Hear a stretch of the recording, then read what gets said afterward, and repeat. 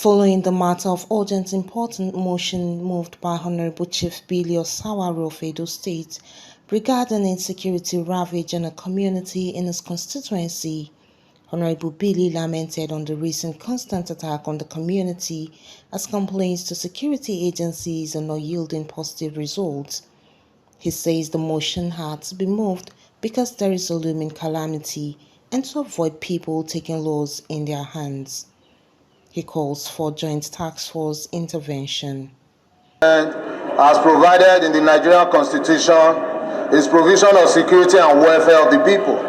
The House is also aware that much as the security agencies are struggling to provide security across the nation, recent happenings raise security concerns ranging from senseless killings and abduction of citizens, leaving the citizens and every other person unsafe and with the deepest sense of fear and hopelessness. The House is disturbed that the good people of Igbanke community in Orion local government of Edo State are recently beginning to know no peace as they are currently under kidnappers' siege. Among on daily basis are stories of willful attacks, kidnapping, and sacking of villagers abound. Mr. Speaker, the House is worried that in the space of 1 week, specifically between the 7th and 11th of February 2024, Igbanke community has witnessed 2 incidents by unknown gunmen in military uniform, abducting over 20 villagers in total, while some persons suffer various degrees of injuries during the attacks. And this calls for a radical attention from the combined task force of police and army to restore confidence in the people and ensure safety of the farmers. Yeah, I'm Honorable Chief Dr. Billy Famous Adesuwa Osawaru, represent the good people of Orion Model Federal Constituency. I'm a proud Benin Chief. Yes, that was a motion that was very timely because we've been having issues, recently in some few communities in my federal constituency, and it has become a concern because of the herdsmen killing. And lately, we started having these issues too in a community that had been known to be very peaceful, a Igbanke community from Orion local government, which is part of my federal constituency. So, and these issues have been getting worse, and the people have been complaining, and it looks like the security agents are not doing anything. So I think I had to move that motion today because there's a looming calamity as we speak, because you don't want the people to take laws into their hands. As a lawmaker, a federal lawmaker, I felt it would be, good for me to bring this to the floor of the House so that the whole country will understand what is happening. Because when these things start like this, a lot of people don't see, what is really happening, especially when they are not on the receiving end. But as a representative of my people, I think it's part of my responsibility to make sure that I put it out there, because the last thing I want to see happen is for these people to, come out and start attacking people they perceive, to be herdsmen. Of course, innocent people will always fall victims to those things. And because why it's so dangerous is when they perceive a particular group of people from a particular tribe, to be those that constitute the herdsmen, then I think other innocent people from that same tribe, can be caught unawares. And that's why I felt it would be good for me to bring it to the floor so we can quickly do something about it. Okay, so what's your prayer? Well, my prayer is just for the right thing to be done. The people, is a responsibility of the government to provide security and welfare for its people. So if we are failing as a government in that aspect, then we need to remind ourselves that the right thing needs to be done.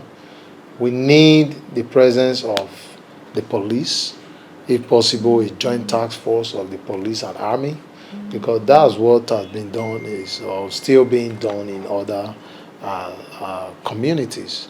where you have this kind of insecurity. And I just feel this Igbanke community should not be left out. So that's our prayer to bring the joint task force, to come into that community and provide security for the people. I think it was a good development, at least to start this conversation, because if you look at the mood of the country right now, it's not a pleasant one, and this thing has to be done, because if the people are pushed to the wall, I think it's not going to be good for all of us. So inviting them for this sectorial debate, I think it was very timely, as well. Yes, they have come up with, some solutions. We have asked our questions, especially as it pertains, our constituents. And they've given us some of those solutions. So it's just for us to make this work. And some of us are advocates of partnership, between the executive and the, legislature, which we represent. So, yes, most of the time they come in to tell us what they are doing or what they intend to do. But this time we're trying to tweak it a little bit. That it's not just you coming to tell us what you are planning. Can we at least get into partnership? Because we are the representative of the people.